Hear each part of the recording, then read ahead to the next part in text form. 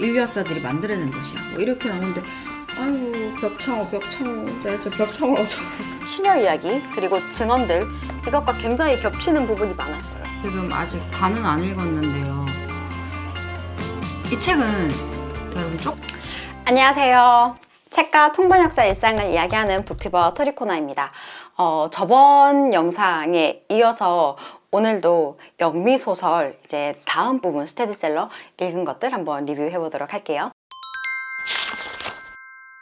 일단 첫 번째는 저번에 찍어놨는데 영상이 너무 길어서 제가 이제 뒤로 보냈던 영상인데요. 바로 1984입니다. 오늘 끝났어요. 토요일날 사고 이제 쭉 다 읽어가지고 이제 오늘 1984 끝났는데요. 이걸 뭐라고 말해야 돼? 필독서, 중학생 필독서, 고등학생 필독서, 대학생 필독서도 다 될 것 같아요. 일단 중고등학생들은 왜 필독서냐? 어떻게 보면 굉장히 어려울 수도 있는 어떤 정치 체제 아니면 권력, 계층이 어떻게 형성이 되는지, 그리고 그 하급 계층, 하층 계층은 어떻게 왜 자꾸 그 하층 계층을 유지하고 있는지에 대한 어떻게 보면 정치 사회적인 제도의 이면을 스토리텔링을 통해서 굉장히 쉽게 이해할 수 있다 라는 것 때문에 학습 차원에서도 굉장히 좋은 책이라고 생각을 하고요.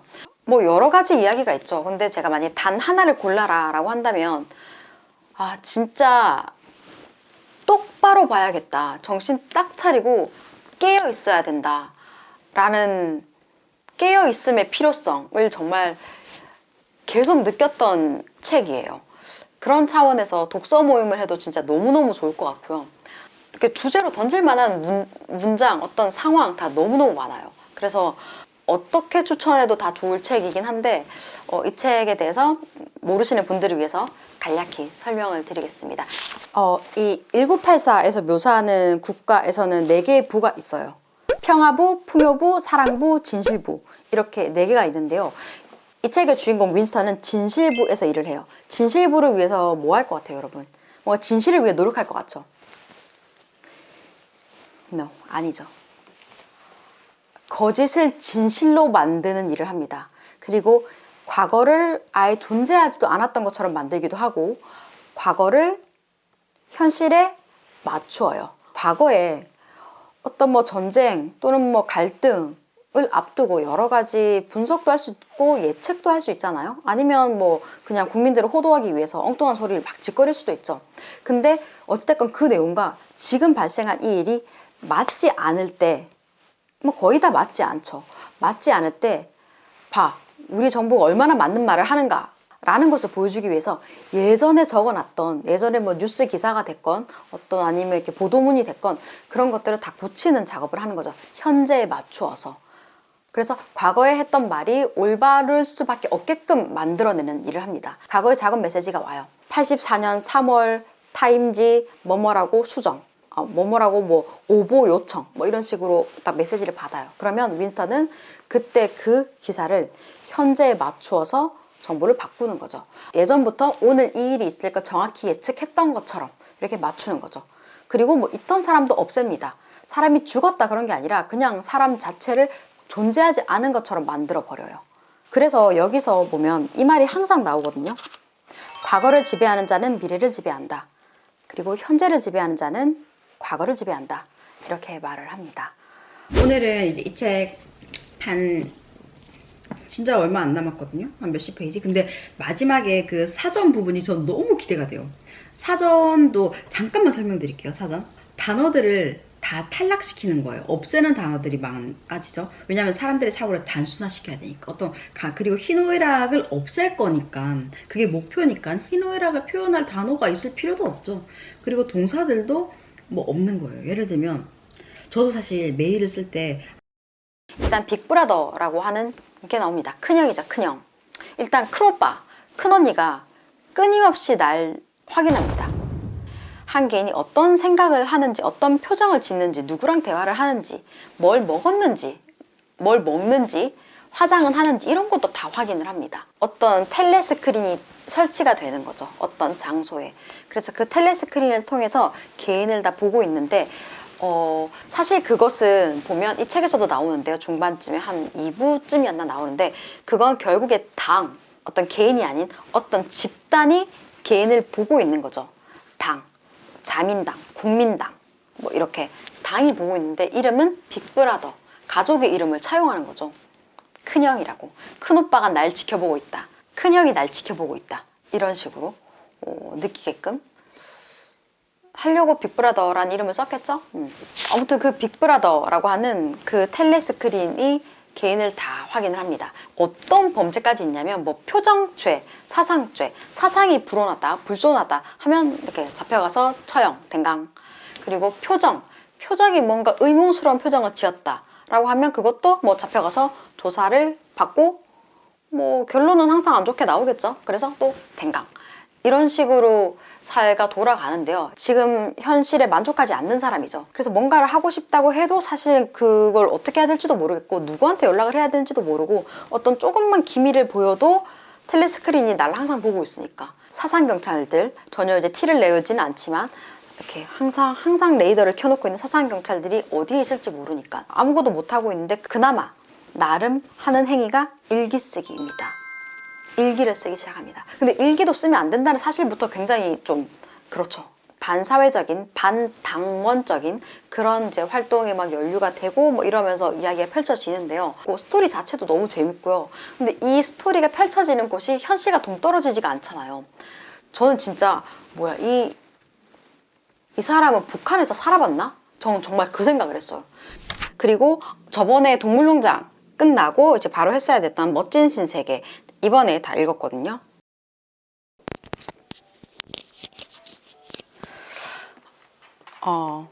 이 책을 제가 계속 읽기 어렵다고 생각을 했어요.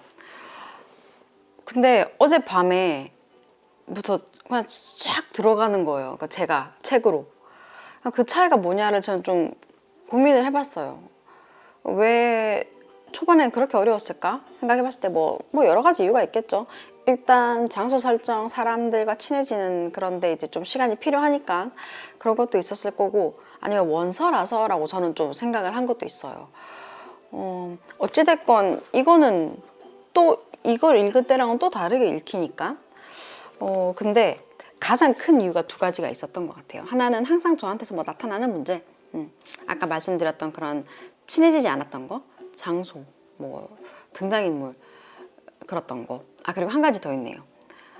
대사들이 막 다른 종류의 대사들이 나오면 그러니까 이쪽에서 막 이야기를 해요. 근데 여기 슬립 티칭이라는 게 나오거든요. 잘 때 막 카키색은 싫다, 뭐 카키색은 싫다, 나는 어쩌고 한다 이런 게 막 잘 때 아이들한테 뭐 수면 세뇌 같은 거 그런 걸 하는데 그 대사가 인물들 대화하고 있는데 그 수면 대사 나오고 대화하고 있는데 나오고 막 이래서 뭔데 하는 게 좀 있었던 것 같고 그 다음은 원서라서이긴 한데 제가 원서를 잘못 읽어서 그랬던 것 같아요. 안 읽힌다라는 이유로 이제 어차피 뭐 집에 있기도 하니까 이 책을 잡아 들었더랬죠.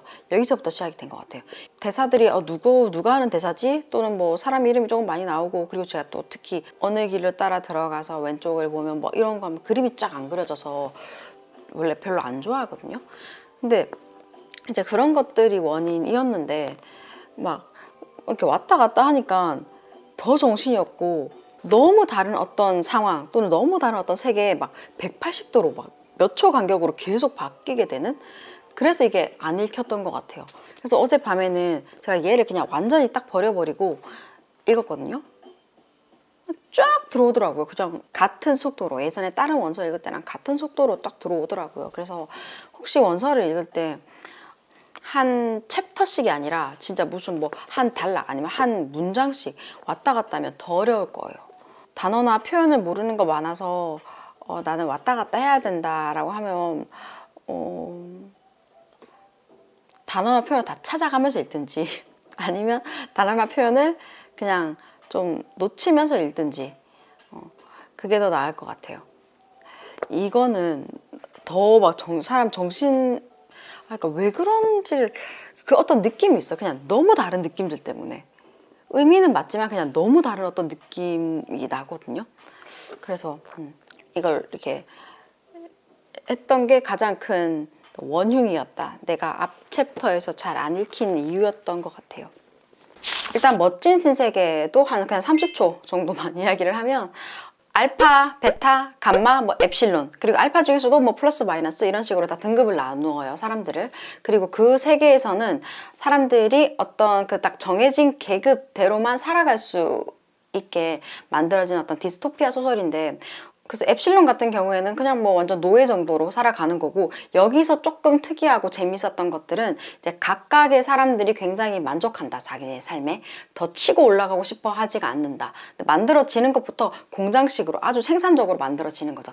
생산적으로. 여성 성인이 아이를 뵈면 뭐 10개월, 그리고 보통 한 명을 낳죠. 뭐 쌍둥이들도 있긴 하지만, 그런데 이제 아이들을 많이 이제 산출해내야 되는 입장에서는 이게 비효율적이라고 생각을 하는 거죠. 그래서 뭐 여기서는 뭐 nursing department, 그리고 컨디셔닝 조건 강화 디파트먼트, 그리고 뭐 무슨 디파트먼트 뭐 이런 식으로 부서가 다 나누어져 있어요. 근데 이런 거 읽으면서 제가 이거 읽으면서 딱 첫인상은 어땠냐면 1984 랑도 굉장히 많이 겹치고, 일단 나라별로 읽으니까 아, 이런 점이 조금 좋구나, 뭔가 되게 비슷한 느낌들, 비슷한 어떤 형태들이 있다, 이런 느낌도 많이 나면서, 물론 1984가 이 자체가 다 디스토피아 소설 뭐 이런 소설이라서 그런 것도 있는데, 일단 같은 나라라서 주는 어떤 같은 느낌이 있었거든요. 그래서 아, 나라별로 한동안 좀 모아서 읽어보는 거 되게 괜찮네 라는 생각도 많이 들었어요. 근데 이 책 읽으면서, 이 책에 대해서 제가 뭐 깊게 이야기는 안 할 텐데 되게 위로를 많이 받았어요. 벗어나려고 하잖아요. 안 좋은 것들로부터 벗어나려고 하는데 그런 안 좋은 것들이 있어야 삶이다 라는 느낌. 그래서 지금 내가 느끼는 이 뭐 어려움, 아니면 어딘가에 봉착해 있고 뭐 앞을 나아가지 못하는 것 같고, 그런 느낌이 삶이다. 그래서 다행이다. 뭐 감사까지라고 표현하고 싶진 않아요. 뭐 여러 가지 어려움들을 맞닥뜨려서 감사? 그건 사실 잘 모르겠고, 근데 이게 삶이다. 그냥 그렇게 살아가면 되는 거야. 만약에 네 앞에 아무 인생의 요철이 없다고 생각해봐. 그러면 아, 그거는 사실 그냥 소마에 취해버린, 마약에 취해버린 거잖아. 그건 삶이 아니지. 그걸 우리가 라이프라고 표현하진 않지 라는 생각이 들더라고요. 그래서 괜찮다. 뭐 괜찮은 거다. 뭐 이런 생각도 들었고, 그리고 이런 생각 많이 했어요. 여기서는 막 소비를 엄청 조장해요. 소비를 해야 물건이 팔리고, 물건이 팔려야 뭐가 돌아가고 이런 게 있으니까. 그리고 뭔가 수선도 하면 안 되는 거예요. 수선을 하면 소비가 안 되니까. 뭔가 하나가 구멍이 났다, 달았다 이러면 이걸 버려야 되는 거죠. 그러니까 그런 걸 이제 사회적으로 막 세뇌를 시키는데, 이 위쪽 계급들한테는 세뇌를 시키는데, 아, 여기서 그 알파 계급한테 세뇌시키는 그 반대로 살아야 되겠구나. 그 반대로만 살면 이거 그냥 100점짜리 인생이다. 뭐 이런 생각도 들었고, 1984랑 여기서 뭐 어떤 게 닮았냐 하면 뭐 많은 것들이 닮았어요. 그런데 이제 딱 바로 생각이 나는 건 어휘, 언어의 중요성. 일단 1984도 언어를 다 탈락시키죠. 다 없애고 굉장히 소위 말하는 효율, 생산에만 딱 집중해서 뭐 느낌 같은 거 느낄 필요 없잖아. 우리는 핵심만 전하면 되고 뭐 이런 식으로 해서 사전이 만들어지듯이, 여기서는 어휘를 갖고 있지도 않고, 뭐 문학이 사실 무슨 필요해요. 셰익스피어 뭐 이런 거 읽지도 않는데, 어떻게 하다가 셰익스피어를 읽게 된 이런 생각이 난다. 린다 아들레미. 어떻게 하다가 읽게 된 뭐 햄릿, 셰익스피어 뭐 이런 것들을 읽게 되면서 어휘가 생기고, 어휘가 생기니까 어휘가 없었다면 몰랐을 감정도 표현할 수 있고, 뭐 이렇게 되는 점들은 1984랑 굉장히 많이 닮아 있더라고요. 그래서 그런 점들이 같이 보는 재미도 있었습니다. 좋았어요. 네, 괜히 사람들이 막 멋진 신세계 멋진 신세계 하는 게 아니구나 라는 생각도 들었고, 근데 저는 이제 앞에 영상에서도 말했듯이 조금 읽기 힘들었어요. 그냥 일단 SF 잘 못 읽기도 하고, 그리고 SF 안 읽혀서 이제 이 책을 빌려왔던 이 책을 읽었는데, 이 책 막 조사가 너무 잘못 쓴 게 많더라고요. 이거 오타인 것 같은데 많았는데 뭐였더라? 뭐 세계에는 4개의 자궁이 있다 이렇게 돼야 되잖아요. 그런데 A가 2번 나오고 뭐 그런 것들만 해도 몇 번 있었고, 그리고 뭐 좀 이상했어요. 그냥 영어식 표현에서 좀 문제가 많았어요. 좀 문제가 많았던 것 같아요. 그래서 여기서 중간에 조금 한번 뒤적뒤적 하다가 그냥 아우 놓자 이거 아니다 싶어서 놨죠.